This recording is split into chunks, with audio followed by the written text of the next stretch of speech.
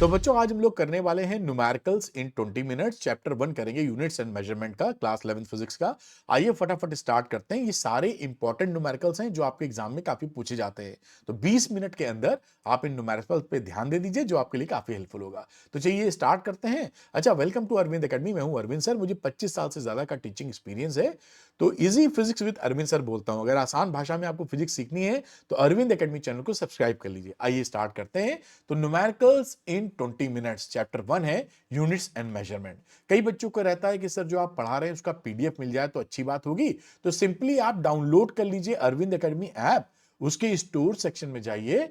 यहां पर class 11 free PDF आपको दिखाई पड़ेगी। आप लेकर अपनी पढ़ाई को आसानी से आगे बढ़ा सकते हैं। चलिए न्यूमेरिकल्स की तरफ चलते हैं फटाफट।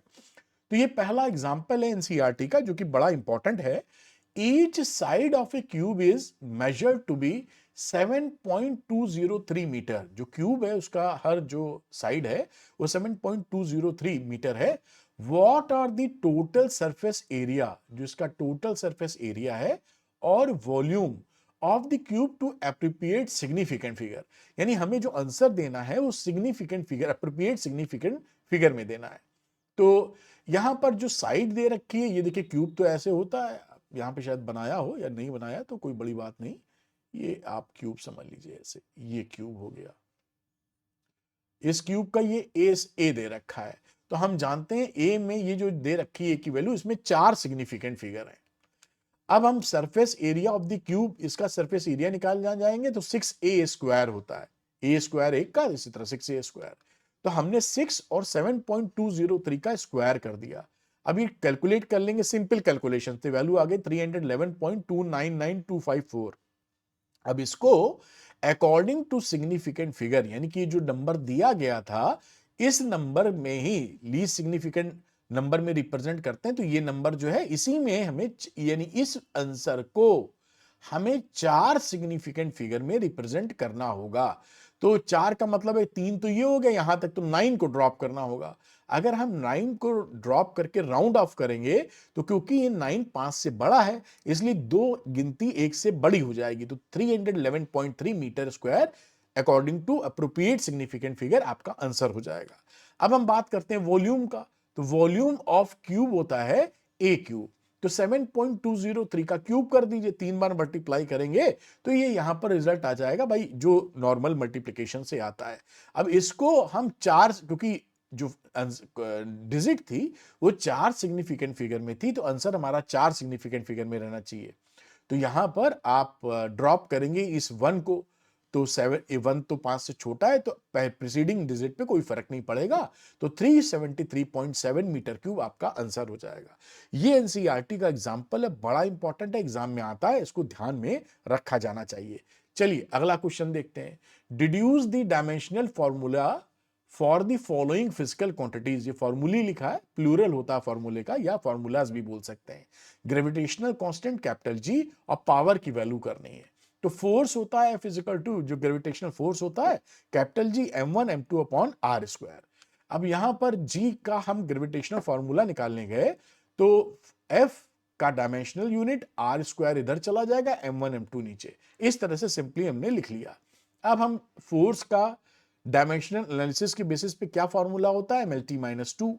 तो MLT-2 लिखा। आर का होता है लेंथ, लेंथ का स्क्वायर। मास हो गया m, m2 का भी मास हो गया m।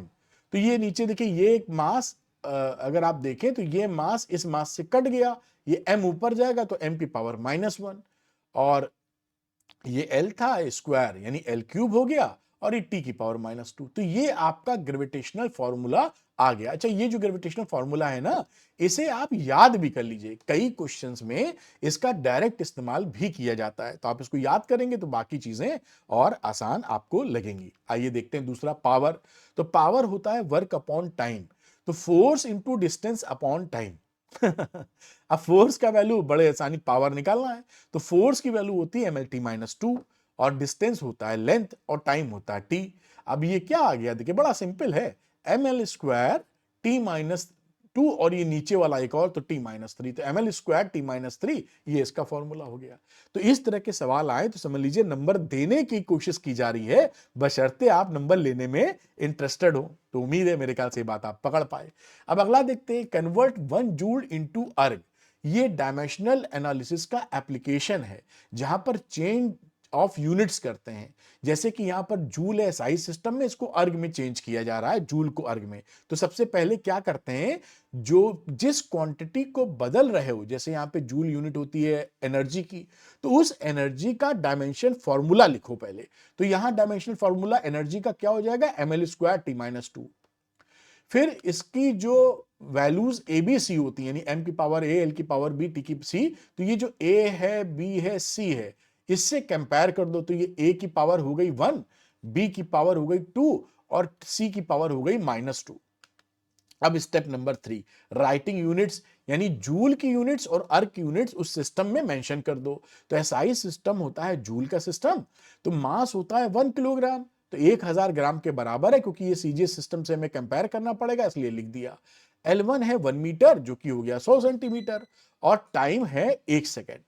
और N1 देखिए यहां पर दे रखा 1, तो ये N1 की वैल्यू हो गई 1 जूल। 1 जूल लिखना चाहे तो 1 जूल लिख सकते हैं। और अर्ग में मास हो गया 1 ग्राम, लेंथ हो गया 1 सेंटीमीटर, टाइम है 1 सेकेंड, और N2 हमको निकालना है। बहुत सिंपल। अब ये जो फॉर्मूला आप इस्तेमाल करते हैं चेंजिंग ऑफ यूनिट्स का, वो आपको याद रखना होगा। N2 is equal to N1, M1 upon M2 की power A, L1 upon L2 की पावर B और T1 अपॉन T2 की पावर C। वैल्यू रख दीजिए। N1 की वैल्यू 1, क्योंकि N1 यहां पर 1 जूल था। M1 कितना है, 1000 ग्राम, ये ग्राम लिख दो, यहां पे यहां भी 1 ग्राम, इसका वाला 1 ग्राम, ये ग्राम ग्राम कट जाएगा इसलिए लिखा नहीं जाता नॉर्मली। 1000 की पावर 1, ये ए जो था, ए का मतलब था 1, तो 1000 की पावर 1। ये 100 है, तो 100 सेंटीमीटर, यहां सेंटीमीटर लिखोगे तो यहां सेंटीमीटर लिखोगे, दोनों कट जाएगा। और बी था यहां पे 2, तो 2 आ गया। और टाइम दोनों का 1 था, पावर सी का मतलब -2, तो -2 आ गया। अब देखिए N1 1 है और 1000 का मतलब 10 की पावर 3, 100 का स्क्वायर मतलब 10 की पावर 4, और 1 की पावर -2 तो 1 ही होता है, तो 1, तो ये 10 की पावर 7 आ गया। तो 1 जूल, ये देखिए 1 जूल की वैल्यू 10 की पावर 7 अर्ग के बराबर हो गया, और ये आपका देखिए आंसर आ गया। इस तरह से आप निकाल लेते हैं कि 1 जूल कितने अर्ग के बराबर है, 10 की पावर 7 अर्ग के बराबर है। That is simple. तो ये इंपॉर्टेंट है, और कई बच्चों को ये कंफ्यूजिंग लगता है। थोड़ा ठंडे दिमाग से इसको समझ लीजिए, एग्जाम में आता भी है। चलिए अगला सवाल देखते हैं। लिखा है वेरी इंपॉर्टेंट, एनसीईआरटी की जितने एग्जांपल्स हैं वो काफी इंपॉर्टेंट है, उसको करिए अच्छे से। Let us consider an equation, half mv square बराबर mgh। आप वैसे याद किए रहते हैं, हाफ mv स्क्वायर तो काइनेटिक एनर्जी है, mgh पोटेंशियल एनर्जी है। Where m is the mass of the body, v its velocity, g acceleration due to gravity, h है हाइट। जो हम जानते हैं नॉर्मली सिंबल्स के मीनिंग, वही यहां बताने की कोशिश कर रही है। Check whether this equation is dimensionally correct और नॉट। देखिए कोई भी इक्वेशन डायमेंशनली करेक्ट कब होती है, जब जो भी लिखा है लेफ्ट हैंड साइड, उसका जो डायमेंशन आए वही डायमेंशन इस तरफ वाले का आए, तब आप कहेंगे डायमेंशनली करेक्ट है, अदरवाइज ये डायमेंशनली करेक्ट नहीं है। आइए देखते हैं। तो डायमेंशन ऑफ LHS यानी हाफ mv स्क्वायर का डायमेंशन क्या रहा। हाफ की जो कांस्टेंट होता है उसका कोई डायमेंशन नहीं होता, मास का मास, और v का मतलब LT-1 की पावर 2, क्योंकि स्क्वायर है। और ये हो गया ml स्क्वायर t-2। बढ़िया। अब mgh, तो mgh लिखा, mgh का मतलब है मास की डायमेंशन, जो कि m हुआ। g मतलब एक्सेलेरेशन ही तो है, एक्सेलेरेशन ड्यू टू ग्रेविटी, तो एक्सेलेरेशन का होता है LT-2। बढ़िया। हाइट तो डिस्टेंस में नापोगे, यानी लेंथ आ गई लेल, तो ये ml स्क्वायर t-2। अब देखिए ये डायमेंशन और ये डायमेंशन दोनों बराबर है, तो क्योंकि LHS और RHS दोनों सेम डायमेंशन के हैं, इसलिए ये फॉर्मूला या इक्वेशन आपकी डायमेंशनली करेक्ट है। तो ये डायमेंशनली करेक्ट इक्वेशन हो गई आपकी, ये डायमेंशनली करेक्ट हो गई। ठीक इस तरह नहीं होता इक्वल, तो डायमेंशनली करेक्ट नहीं होती। अब check the dimensional accuracy of the equation. ये एक एक्यूरेसी है कि भाई ये डायमेंशनली करेक्ट इक्वेशन है कि नहीं। कब करेक्ट कहेंगे, जब इसका डायमेंशन, इसका डायमेंशन और इसका डायमेंशन, जो भी टर्म इन्वॉल्व हैं, सबका डायमेंशन सेम आए। जब सेम आएगा तो डायमेंशनली करेक्ट, कोई भी अगर सेम ना हुआ तो डायमेंशनली इनकरेक्ट। तो हम डायमेंशन डिफरेंट टर्म्स के निकालते हैं। एस तो भाई डिस्टेंस है, तो इसका डायमेंशन एल आ गया। दूसरा हम बात करें यूटी का, तो यूटी का यू का डायमेंशन है L T minus one time का टी, तो एल इसका डायमेंशन आ गया इस वाले का। अब आप हाफ ए टी स्क्वायर, तो हाफ तो कांस्टेंट होता है, उसका कोई डायमेंशन नहीं, और A T square L T minus two और टाइम का टी स्क्वायर, तो ये हो गया एल, इसका भी डायमेंशन। यानी तीनों टर्म के डायमेंशन आपस में इक्वल आ गए। इसका मतलब क्या है कि ये इक्वेशन डायमेंशनली करेक्ट है। तो कोई भी इक्वेशन लिखी जाए, जिसे लिखी जाती है मान लीजिए x बराबर a plus under root B plus C by two, तो इसका डायमेंशन, इसका डायमेंशन, इसका डायमेंशन, इसका सब सेम होना चाहिए, तभी हम कह पाएंगे कि ये इक्वेशन डायमेंशनली करेक्ट है। इसको, इस प्रिंसिपल को बोलते हैं प्रिंसिपल ऑफ होमोजेनिटी, तो इसको भी याद रख सकते हैं, तो इंपॉर्टेंट फीचर है आपका। चलिए अगला, ये इक्वेशन आपके लिए एग्जाम के लिए बड़ा इंपॉर्टेंट है, बहुत बार पूछा जाता है। The Van der Waals equation of a gas, आप केमिस्ट्री में पढ़ते होंगे और गहराई से इसको, तो P plus A upon V square V minus B is equal to R T. Determine the dimension of A and B, ये ए और बी जो कांस्टेंट्स हैं, इनकी हमको डायमेंशंस निकालनी है और SI units A and B की बतानी है। ठीक है, अब ये जो P लिखा है ना, ये प्रेशर है, V मतलब वेलोसिटी ना समझ लेना, ये वॉल्यूम है, गैस के टर्म में लिख रहे हैं। तो since dimensionally similar quantities can be added, भाई एक क्वांटिटी में दूसरी क्वांटिटी आप तभी ऐड कर सकते हो जब सेम डायमेंशन की है। एप्पल्स में एप्पल, ऑरेंजेस में ऑरेंजेस, यही तो कर सकते हो। तो अगर इस प्रेशर में ये क्वांटिटी आप ऐड कर रहे हो, ये तो ये भी तो प्रेशर की ही डायमेंशन होनी चाहिए। इसी का फायदा उठाते हैं, यानी इस प्रेशर की unit dimension A upon V square के डायमेंशन के बराबर होना चाहिए, तभी प्रेशर में जुड़ रहा है। अब यहां ए का डायमेंशन क्या रहा, पीवी स्क्वायर, और यहां पर P का डायमेंशन लिखा M L minus one T minus two, और वॉल्यूम का एल क्यूब का स्क्वायर, क्योंकि वी स्क्वायर है। अब सॉल्व कर लिया, m और l की पावर माइनस वन, एल की पावर सिक्स, तो l की पावर फाइव बचा, और t माइनस टू, तो a का डायमेंशनल जो आए, डायमेंशंस आए, वो m l five t minus two आ गया।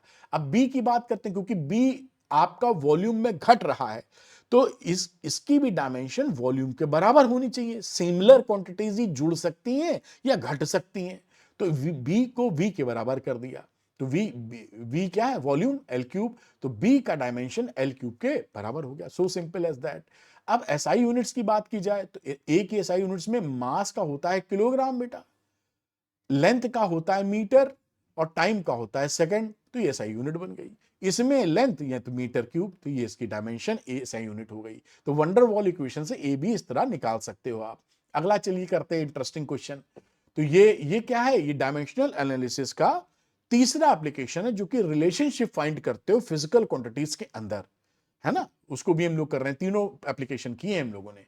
Derive an expression for the centripetal force F facing acting on a particle of mass m moving with velocity v in a circle of radius r। कुल मिला के आप ऐसे समझ लीजिए, ये कोई मास m है, कुछ इसकी वेलोसिटी या स्पीड v है, और रेडियस r है। इस पे लगने वाला, क्योंकि इस चक्कर लगा रहा है, इस पे लगने वाला जो फोर्स होगा सेंटीपिटल, वो उससे इन तीनों की रिलेशनशिप क्या है, क्योंकि रिलेशनशिप सीधे हमको मालूम नहीं, तो हम लिख देंगे F इज प्रोपोर्शनल टू मास की पावर a, v की पावर b एंड रेडियस की पावर c। ये मतलब a b c हमको नहीं मालूम है कि m स्क्वायर के प्रोपोर्शनल है कि m क्यूब के, कि m की पावर 1 के है, इसलिए a b c लिख दिया है। अब इसको इक्वेशन में कन्वर्ट करने के लिए हम एक dimension less proportionality constant use करते हैं, k। अब ये k के बारे में लिख जरूर देना, वरना एग्जाम में आपके नंबर कट जाएंगे। तो where k is a dimensionless constant, यानी ये डायमेंशन नहीं, सिंपली एक कांस्टेंट है। अच्छा, अब दोनों तरफ की डायमेंशंस को हम मेंशन करेंगे, यहां पर करिए मेंशन। तो फोर्स का होता है M L T minus two, लिख दिया। यहां के डायमेंशन लेस है, तो बात ही खत्म होगी, इसकी कोई डायमेंशन नहीं। मास की डायमेंशन का पावर ए, ये स्पीड है या velocity, L T minus one की पावर बी, रेडियस को डिस्टेंस में नापते हो तो एल की पावर सी। अब हम क्या करेंगे, रीअरेंज, मतलब प्रॉपर टर्म में लिख लेंगे, तो ये m की पावर 1 आ गया, l की पावर 1 आ गया, t की पावर माइनस 2 आ गया, m की पावर a और लेंथ की पावर b, और यहां से c आ रहा है, तो b प्लस c बन जाएगा, और t माइनस b बन जाएगा। अब हम सिमिलर क्वांटिटीज के डायमेंशंस को कंपेयर कर देंगे। तो comparing the dimensions of similar quantities का मतलब है इस मास को इस मास से, इस लेंथ को इस लेंथ से कंपेयर करना। तो मास की पावर 1 है और यहां मास की पावर a है, तो a बराबर 1। यहां लेंथ की पावर 1 है या लेंथ की पावर b प्लस सी है, तो b प्लस सी बराबर 1 लिख देना।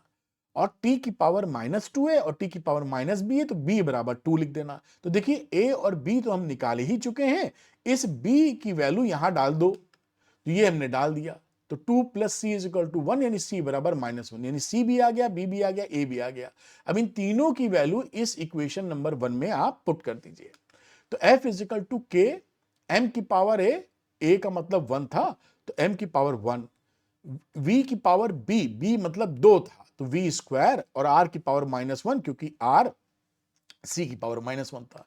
तो आपका ये जो फॉर्मूला आया f is equal to K M V square by R, ये एक्सप्रेशन आप डायमेंशन एनालिसिस से निकाल सकते हैं। अब कई बच्चे ऐसा कह सकते हैं कि हमें मालूम है, हमने तो याद कर रखा है कि सेंटीपिटल फोर्स का फॉर्मूला ये होता है सर। बिल्कुल सही बात है। तो क्या करते हैं, ये तो डायमेंशनली तो यहीं तक निकाल पाओगे, अब एक्सपेरिमेंट करके हम निकाले हैं और देखें कि के की वैल्यू 1 हो गई है, इसलिए फॉर्मूला ये फाइनल फॉर्मूला है। लेकिन डायमेंशनल एनालिसिस के बेसिस पर केवल यहीं तक आप फाइंड कर सकते हैं, तो एग्जाम में यहीं तक आपको करना है। उम्मीद करते हैं ये बात आप अच्छे से पकड़ पाए होंगे। चलिए अगला एक सवाल और ले लेते हैं।